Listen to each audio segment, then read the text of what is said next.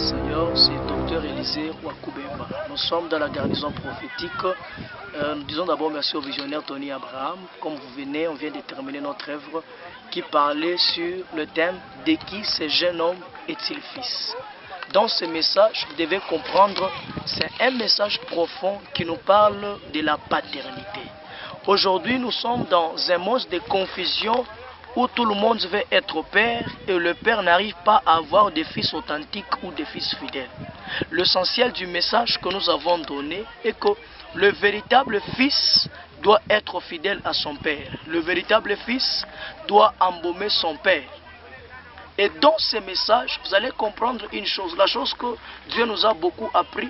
Notre thème qui était tiré dans 1 Samuel 17:58, vous remarquez que David ne devait pas aller au combat tant que son père puisse l'envoyer. Aujourd'hui, nous avons des fils qui se précipitent pour aller au combat pendant que leur père ne leur a pas encore envoyé, pendant que leur père ne leur a pas donné l'occasion d'aller au combat.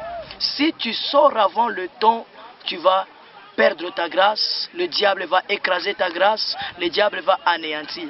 Je parle à un fils, toi qui vas m'écouter en ce net moment, il faut savoir garder ta grâce au pied de ton père, au pied de l'homme que le Seigneur a mis pour encadreur, pour nourrice ou pour père.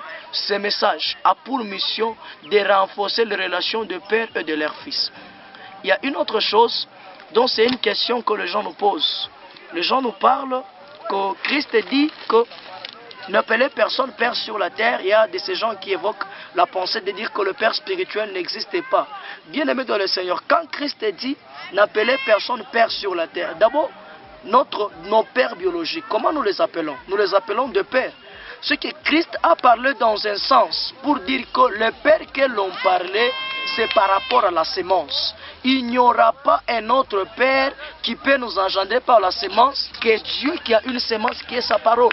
Donc n'appelez personne père, c'est-à-dire on n'aura pas une autre sémence qui peut nous engendrer que la parole de Dieu. Et il y a des catégories de fils que vous devez comprendre. Nous avons le fils authentique, nous avons les fils profiteurs, nous avons les fils rebelles.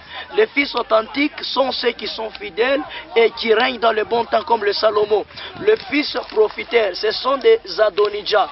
Ils profitent lorsque David est encore jeune de l'honorer, de faire semblant d'attendre l'héritage. Mais pendant que David est dans la vieillesse, il sème des désordres. Nous avons aussi des fils rebelles comme des Absalom. Ils sont prêts de tuer même David pour prendre leur place. Je parle à une personne, soyons des fils authentiques, soyons des Salomon, nous allons régner dans un bon temps.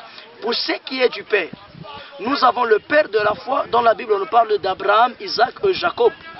Et aussi, lorsque nous sommes en train d'évoluer dans une ville, nous avons le Père de la foi que Dieu a établi.